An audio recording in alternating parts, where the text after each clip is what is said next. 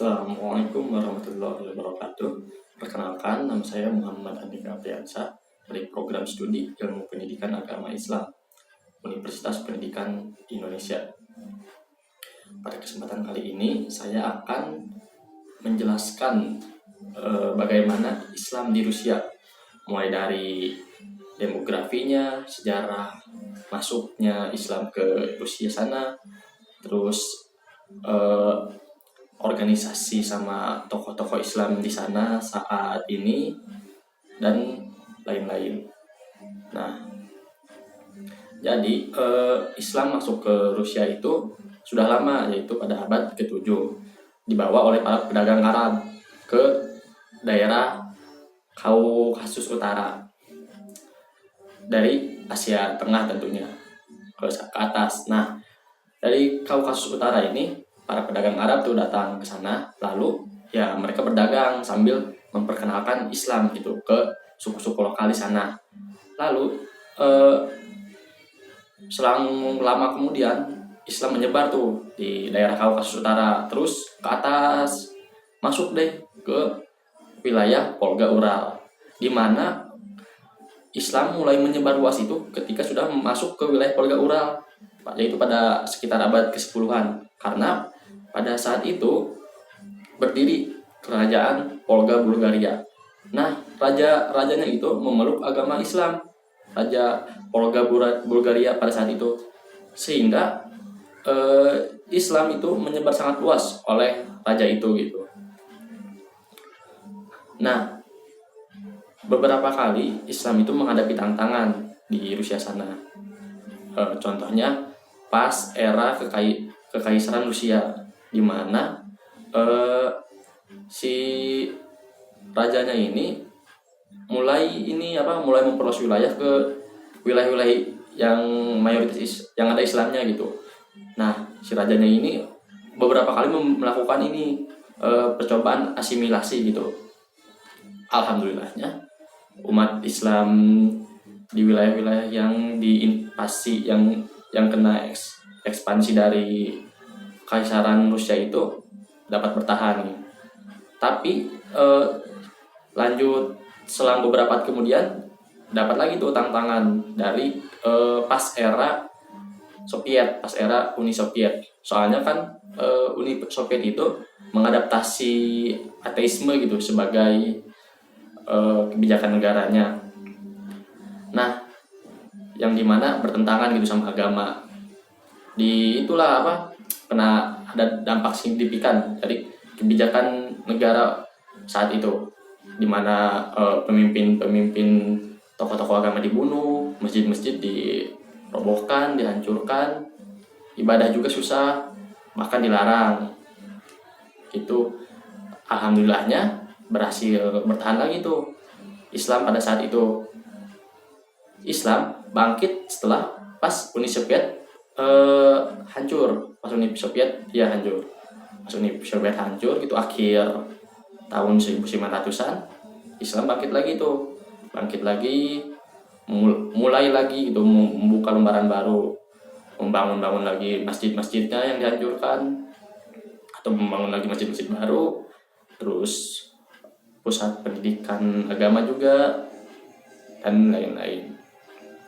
Nah, lalu bagaimana Islam di Rusia saat ini? Islam di Rusia saat ini cukup banyak, yaitu sekitar 20 juta. Walaupun nggak ada data pastinya, karena pada sensus terakhir Rusia itu tidak menanyakan terkait keyakinan agama yang dianut. Tapi ya itu kata para peneliti, diyakini kalau Islam di Rusia itu sekitar 20 juta. Nah, lalu sekarang ini ya, tapi 20 juta ini nggak merata gitu, melainkan tersebar di wilayah-wilayah tertentu, yaitu Kaukasus Utara, Volga Ural, sama kota-kota metropolitan gitu. Nah, untuk etnisnya sendiri juga banyak gitu. Ada yang dari imigran Asia Tengah, ada yang dari etnis Rusia pribumi itu sendiri, banyak kayak Tatar dan ya lain-lain gitu. Nah, untuk kehidupan Islam di sana gitu, eh, sebenarnya sama saja dengan di Indonesia. Islam di sana itu mereka dapat sholat dengan lancar, alhamdulillah, puasa juga, dan ya ngerayain hari-hari besar gitu, Idul Adha, Idul Fitri. Lalu bagaimana problematikanya? Nah, problematikanya itu ada pada eh, ya walaupun memang sih bisa puasa, bisa sholat, bisa ngerayain hari raya, tapi kan kalau di era modern ini ya apalagi anak muda itu susah gitu, susah menyeimbangkan eh, identitas agamanya dengan kehidupannya gitu, dimana kehidupan sosial apalagi di daerah Islam itu sebagai minoritas eh, agak tertekan gitu dengan ya agak tertekan agar menunjukkan identitas agama gitu. Terus di beberapa wilayah juga kan tadi dijelaskan kalau di Rusia itu tidak menyebar rata. Nah, di beberapa wilayah juga masih ada tuh yang masih belum ada tempat peribadatan, sehingga agak kesusahan dalam beribadah gitu. Pas ingin membangun juga ada pertentangan tuh, sebagian ada yang menentang baik dari masyarakat penduduk lokal di sana ataupun dari birokrasi pemerintahnya. Terus juga ya tentu kalau sebagai minoritas gitu pasti ada saja gitu dari kalangan mayoritas yang menghujat gitu, menghina gitu. Itu juga merupakan salah satu problematika di sana gitu. Tapi di Rusia ini sekarang itu apa namanya, kan di Rusia juga ada banyak itu tokoh-tokoh Muslim sama organisasi Muslim besar di sana. Nah, contohnya pertama dari organisasinya dulu yaitu Mufti Rusia. Nah, Mufti Rusia ini ya organisasi besar gitu, kumpulan para ulama-ulama di sana, ulama-ulama Rusia, di mana mereka mengkoordinasikan gitu umat Islam di Rusia dengan ya kegiatan-kegiatannya gitu, dikoordinasikan agar misalnya wah ini kegiatannya agak terlalu ini nih gini sehingga Islam itu dicap baik lah di Rusia gitu. Mereka juga yang menjadi jembatan gitu antara Rusia dengan Islam gitu, atau pemerintah Rusia dengan Islam. Ada juga pusat spiritual Muslim, ya sama saja sih dengan yang sebelumnya, mengkoordinasi agar Islam dipandang baik di sana gitu, agar Islam membawa manfaat dan lain-lain, dan juga sebagai jembatan gitu kepada pemerintah Rusia.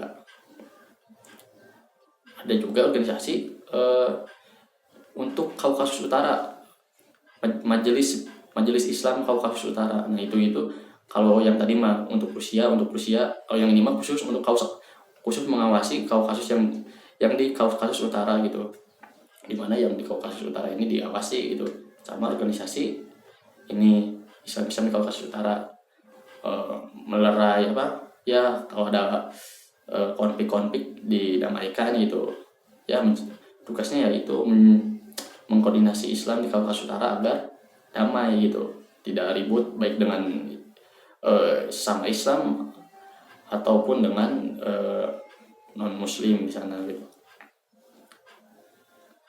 Untuk tokoh-tokohnya yang berperan penting di Rusia saat ini, tokoh-tokoh Islamnya ya, pertama tadi ketua dari Mufti Rusia gitu, Rafil Gaitnudin gitu.